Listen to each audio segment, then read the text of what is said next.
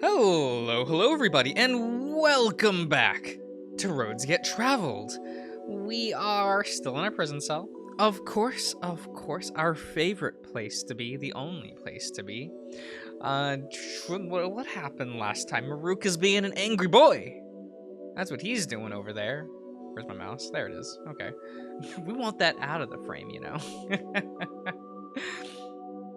He's off on his bench. He's being a grumpy little boy. Trying to pass the time is becoming increasingly harder.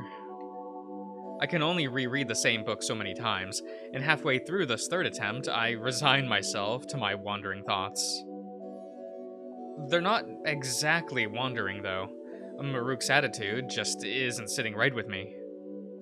How can he be so crass to the other members of the station? If he tried that with Doc or Tyre, I'm sure he'd get in trouble. And what did he mean when he said, if I'm not, I'm let out of my cell? You could just be stuck there forever, Tucker. You know, just do be that way. You know, they could just be like, it's too much trouble. Keep it in there until it dies. Or we can execute them. Wouldn't that be more exciting? They'll have to let me out once they know I'm not a danger to the crew. Right? Root gives me a cautious side-eye before going back to whatever it is he was doing. Maybe he was just jerking off, you know? I shouldn't do the same. Worrying about everything isn't doing me any good. I don't know how much time passes, but heavy, plodding footsteps draw my attention away from my futile rumination. Rumination? Hello, Maruk. Tucker. I hope you're both getting along. Murmured grumbles from both sides give Doc a good idea of how things are going. He doesn't look particularly surprised, in fact. He looks fairly tired himself. I mean, he's a hard-working boy. Look at him. He's a guy. I can't stay long tonight, sorry. But I can stay with you while you eat, if you'd like. Oh. Well, of course, Morrow. Murk walks up to the wall and keeps an eye on us. So, Doc, you got any news on the next few days for me? I feel like I'm being kept in the dark here. What's up? It's been, complicated. Trying to manage everything. Especially since Professor Seno is busy trying to catch a wagging tail with all of the data he has. What a weird expression. That's kind of fun, though. That bad, huh? Anything you can tell me, or... Officially, no. But since I'm exhausted and need to complain about it to someone, it seems like it might all be... wrong. Wrong? How can data be wrong, Doc? I don't know. I'm not that good with quantum physics. I just know there's been a lot of cursing coming from his office. I'll be sure not to bother him. Well, not more than I have to. Yes, I've heard about that. What happened? You read my report. I always read your reports, Maruk. As well as Director Tyron's. It's my job. Although, in truth, I didn't have to read anything, as he showed up to my lab not but a few marks ago. Watching the security footage, I feel you both omitted a decent amount. I still think Chief should see it. You will do no such thing, Maruk. The Chief is overwhelmed as it is right now. I know you have. He takes an exceptionally a long pause before words. Yeah, between words, as if trying to avoid a verbal landmine. It's very clear now that Maruk might have it out for Roan. Roan? History with, Director Tyron. But it's, something you are going to have to get over. Or at least deal with while we work together to take care of Tucker. I know it's hard to move past what happened, but if you need help, you can always just message. Fine. I'm fine, I get it. I'm sorry, Doc. I won't bother the chief. Half-lidded eyes inspect Maruk with machine accuracy. Marwin looks unconvinced, but he's also clearly exhausted. I'll hold you to it. He's fine, by the way. Director Tyron was discharged with no issue. No, that's good to hear. He looked pretty rough earlier. Maruk, on the other hand, almost looks sad. I can't imagine why, though. No, Tucker. I wanted to mention that I did try, but I couldn't get anything done about the temperature. It turns out, I'd have to change the temperature on the whole floor, and for that, I had to give a valid reason. And I can't really do that without disclosing, well, you. In the meantime, though, I thought this might help. Marwin pulls out a small parcel of his out of his bag and hands it to me. You wouldn't believe how hard it was to find this. So I do hope it fits. Thanks. The parcel doesn't seem very big, but it is soft. After opening it, I'm happily surprised to find a new shirt. Oh my god, guys, we're upgrading. We got some new drip. That's what the kids say, right? The material feels soft and decently stretchy, and it has some symbols on it that I haven't seen before. I didn't know we even had shirts this small on the station. Technically, it's a kid size. Really?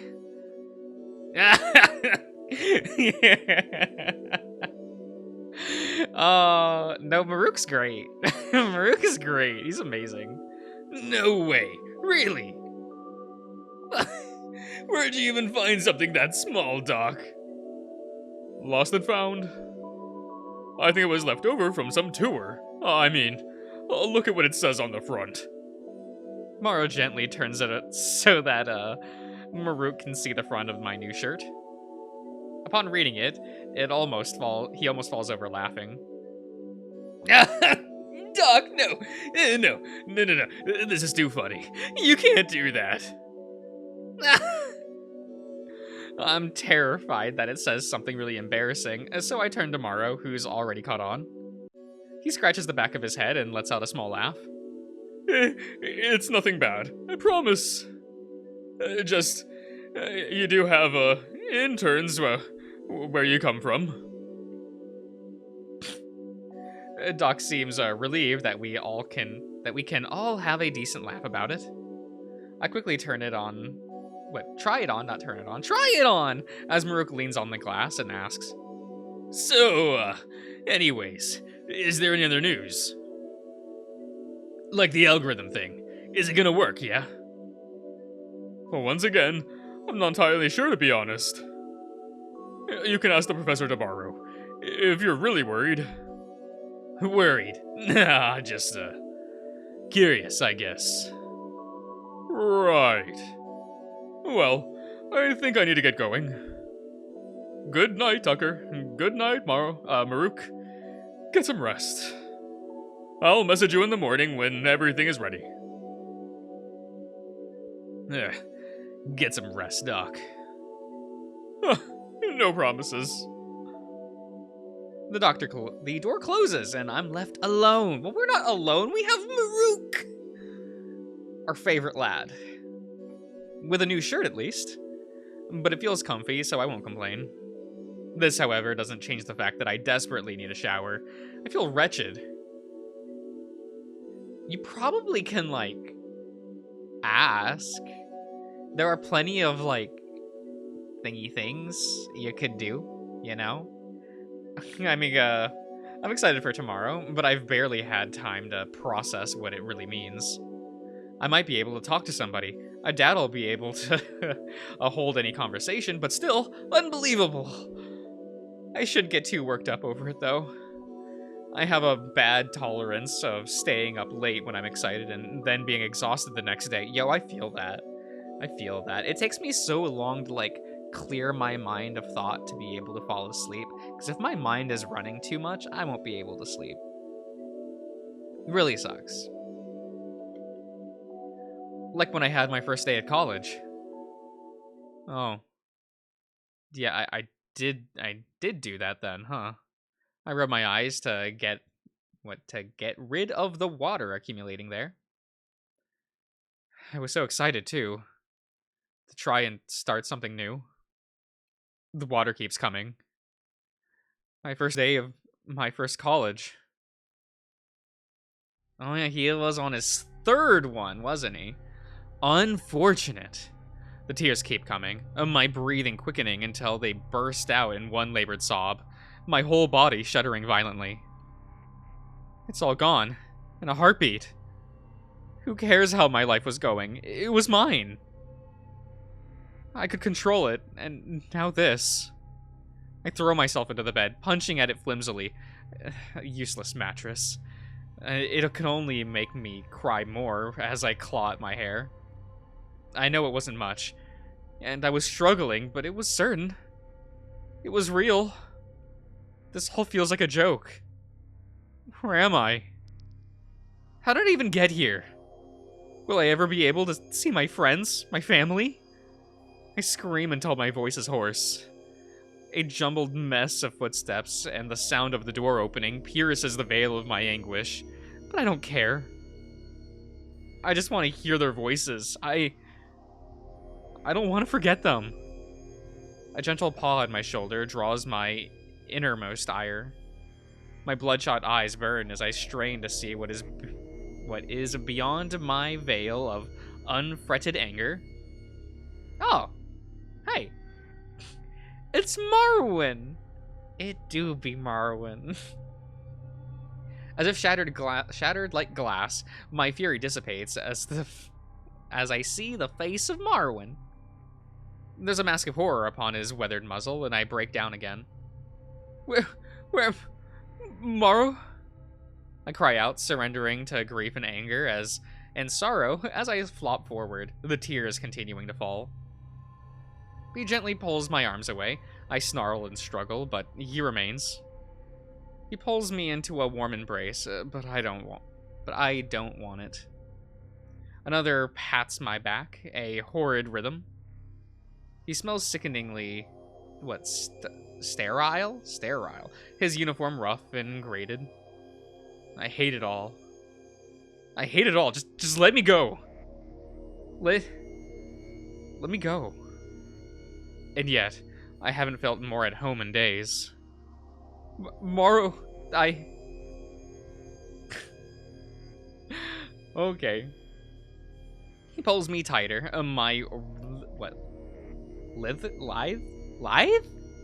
lithe form enveloped by his warm mass. I've stopped squirming, and just panicked shaking racks me now.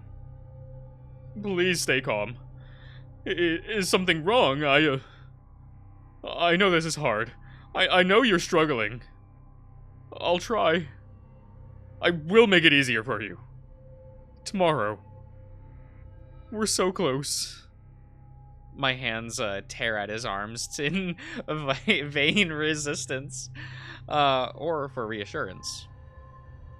Small ticks surge through me as I twitch this way and that, sorry. Throughout it all, I cannot break free. He's trying. Morrowin's trying. My eyes close, exhausted and tired of the inside of the cell. Eventually, I drift off to the sound of my own heart. For I do not fear his. Do not hear his, not fear his. What am I? Look, it's like 3 out of 4 letters. That's like a 75. That's almost past. That's passing. We got there. Day 4. But will we see the outside of the prison cell on this day? That is my question. I'm awake. Yet I dare not open my eyes. I know where I am, and I'm unsure if I can face it. Not right now, at least. But maybe I should try. No, I have to try. changes in the air. At least the lights are on this time. I wonder if I'm getting used to these longer days. Huh. Getting up, I notice Maruk is already doing his morning routine. I'll leave him be, deciding instead to freshen up as best I can. Today's the big day, apparently. I make my way to the sink and don't look into the mirror. Just don't look into the mirror. Don't do it. I hazard a glance. Wretched thing reflecting back. Such a grim visage. Blurry eyes, dry skin, unkempt hair. Where it's so easy, I'd take it down and take it slow. Splashing some water on my face helps. If I ignore my shaking hands and growing stomach, I can pretend I'm a functioning human who just had a rough night. So basically a college student. Oh, knocking on the door. The sound of bone on glass pulls me from my stupor. Turning to see Maruk on the wall, I offer a bemused yet happy expression, the best I can do right now. Hey there, Tucker? He almost looks nervous. Was he there last night? He must have been. He's barely left. Are you feeling alright? Doc wanted to know, he stopped by to drop off some stuff for you. But you were asleep and, well, he didn't want to wake you. I also didn't want to wake you. That is, Anyway, today's the day, I guess, so, eat this, and try to relax. Or, whatever. Thank you, Maruk. Soon I hope those words find purchase. It's a quiet morning. Well, they've all been quiet, but this one feels exceptionally so. The hours starts crawling by, until next thing I know, it's 3 marks later. Quote-unquote marks, you know? Can they not give me a clock?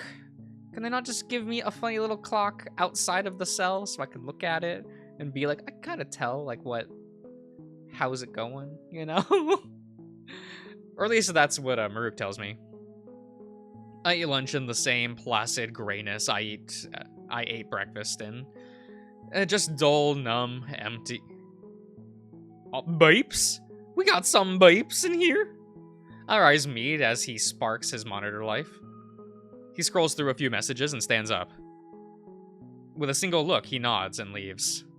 No! What does that mean? Maruk? No response. He's already gone. I feel awake, alive. Hell, I'm practically bouncing off the walls at this point. This is so exciting. Although after a mark or so passes, my giddiness subsides. I have no idea what are really even doing. That's what that says. I know it has something to do with their neurals, but that's about it. After what feels like another mark, I've already found myself laying back on my bed. I wonder how this is even going to work. I feel tired. Yeah, I feel tired should have maybe talked with me beforehand and explained all of this, but it's far too late for that now. Ugh, waiting is the worst. If I have to pace this cell one more damn time... I hear the door open. I bound over to the wall, pressing up against the glass. Wait, that's probably creepy. I decide to back up a bit, but only a little. Oh, look, it's all of the boys. Look at them. Which one's your favorite, guys? We've gotten to spend at least a whole part with this whole crew. So who's your favorite? Who's it? Do you like the sincere and earnest Morrowind? Do you like the Engie boy Maruk? How about not Thistle? I mean, Director Tyre. He's the old yet stern one. Kind of cute. I do like him. And Roan, the the socially awkward one. Are there routes in this? Should I be concerned about which boy I'm going to have to choose to spend all my time with? Curious. One by one, they shamble into the room. Hello, and good day, Tucker. Now, before you say anything, and I mean anything, let me try to explain this the best I can. All three of your guardians have been prepared with some neural algorithm I spent the past few days programming.